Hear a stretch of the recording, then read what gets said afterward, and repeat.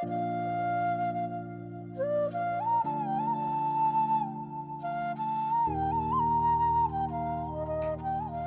neema ya Mungu tumekutana tena kwa mara nyingine katika simulizi mpya kabisa.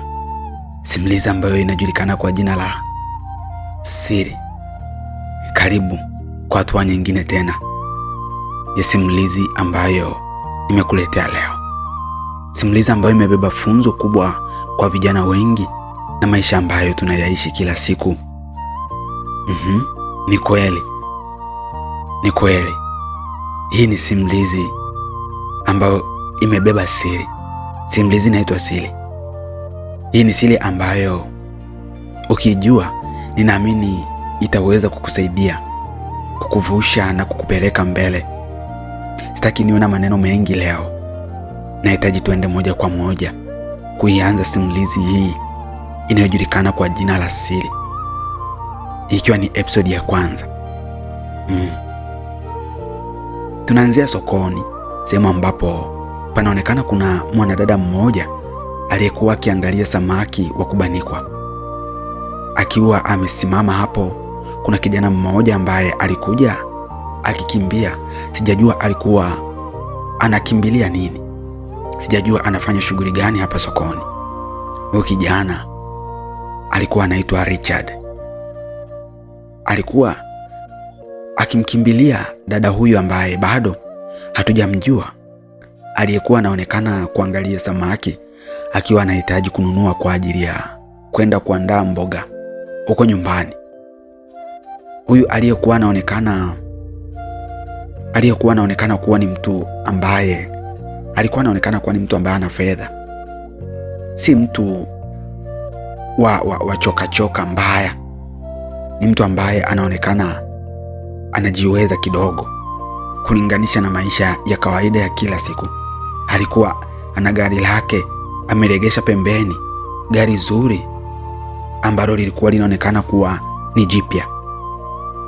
Richard akiwa anamkimbilia dada huyu, alifika na kumgusa, lakini bila kutarajia mwanadada huyu aligeuka huku akiwa na mzaba kibao kilichoambatana na swali: hivi wewe ni kichaa? Kwa nini unanigusa?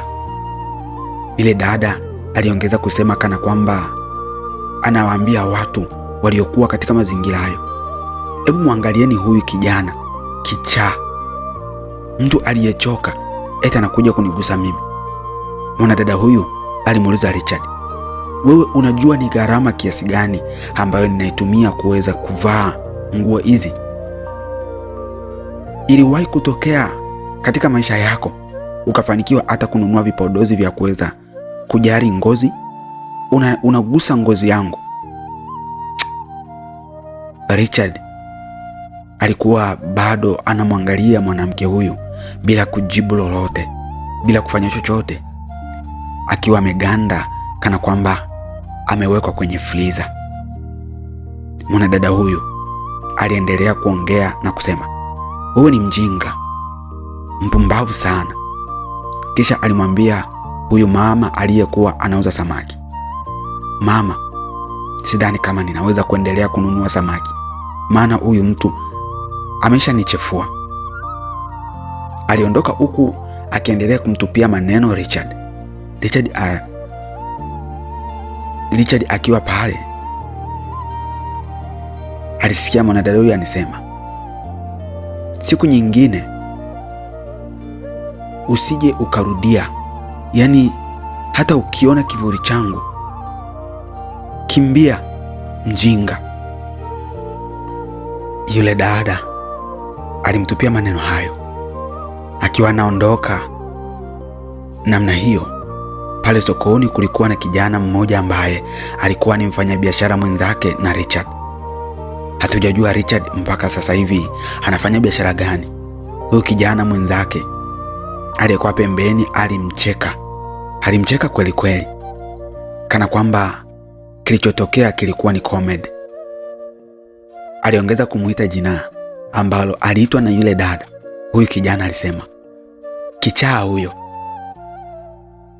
Unajua, Richard alimpiga jicho moja kiasi kwamba kama lingekuwa ni mshale basi lingemtoboa mpaka upande wa pili.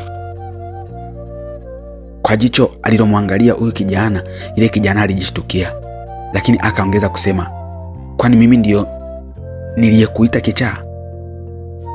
Mimi nimenukuu alichokiongea huyo dada, sio mimi. Richard alijisikia vibaya tena sana, na kuona amedharauliwa katika hali ya juu. Hatujajua mpaka sasa hivi Richard anapitia kitu gani na kuna nini kinachoendelea, kwa sababu maneno ya huyu dada yameonekana kumgusa katika kina chake cha ndani. Lakini Richard akiwa bado amesimama hapo akiwaza, kuna kijana mwingine tofauti na yule wa mwanzo aliyekuja na kumsogelea karibu.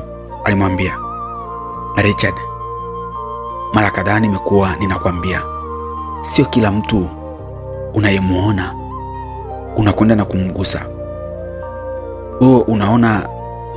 Unaona sasa kilichokutokea? Yaani wewe usione chochote. Siku nyingine usirudie. Aliongea hayo huku akiwa anaondoka, akimwacha Richard pale alipokuwa amesimama. Siku ilizidi kusogea. Richard alikuwa na mpenzi wake ambaye alikuwa anampenda na walikuwa wanapendana. Mpenzi wake alionekana alikuwa na kawaida ya kuja kumtembelea maeneo ya hapa sokoni. Alikuwa ni mwanadada mzuri sana. Ukimwangalia Richard jinsi alivyo na mwanadada anavyofanana, huwezi kulinganisha. Mwanadada anaonekana na matawi ya juu. Walikuwa wamekaa kwenye benchi wakiwa wawili. Richard alijisikia vibaya. Ilionekana wazi kwamba huyu ndiye mtu wake wa karibu sana, ambaye mara zote huwa anamwambia anachokipitia katika moyo wake. Alikuwa anaongea na kusema, akiwa anamwambia ile dada, leo nimehisi kudharauliwa sana. Yaani mimi mhitimu wa chuo, huyu dada ananizaba kibao mimi kwa sababu ya ofisi yangu. Lakini Richard akiwa anaendelea kuongea hayo yote, mpenzi wake alionekana alikuwa bize sana na simu, huku akionekana kucheka na kufurahia kile kilichokuwa kinaendelea kwenye simu yake. Richard aliendelea kusema, Mungu wangu, muhitimu kama mimi. Aliendelea kusema, hivi kama nisingepoteza kazi yangu, mimi hapa ningekuwa natafuta nini? Yaani sijisikii vizuri. Nimepoteza amani kabisa. Yaani sikuwahi kudharauliwa katika maisha yangu yote kama leo. Inaonekana Richard alikuwa anayaongea maneno hayo akiwa anajisikia vibaya kweli, lakini ndani ya moyo wake hatujajua kabeba nini. Alijitia moyo na kusema, najua kila kitu kitakaa sawa, kila kitu kitakuwa sawa, haina shida. Hatujajua Richard anapitia nini. Tuende, labda tutajua sasa. Lakini akiwa anaendelea kuongea hayo, aligeuka na kumwangalia mpenzi wake, maana alikuwa hajibu wala kuchangia chochote katika yale aliyokuwa anayaongea Richard. Alishangaa kuona yeye akiwa katika huzuni aliyokuwa nayo, mpenzi wake alikuwa ana furaha na kutabasamu akiwa ameangalia kioo cha simu yake, akionekana kukibonyeza bonyeza. Richard alimshtua na kuingilia kati kwenye kugusa simu kwake. Alisema, babe, umesikia nilichokiongea?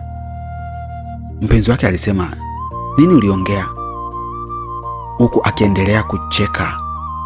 Kisha akaongeza neno na kusema, samahani, lakini bado hakutoa macho yake kwenye simu.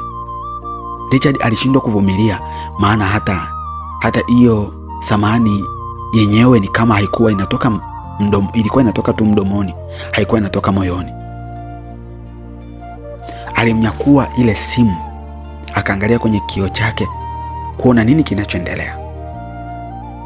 Hakuamini alichokiona. Hakuamini.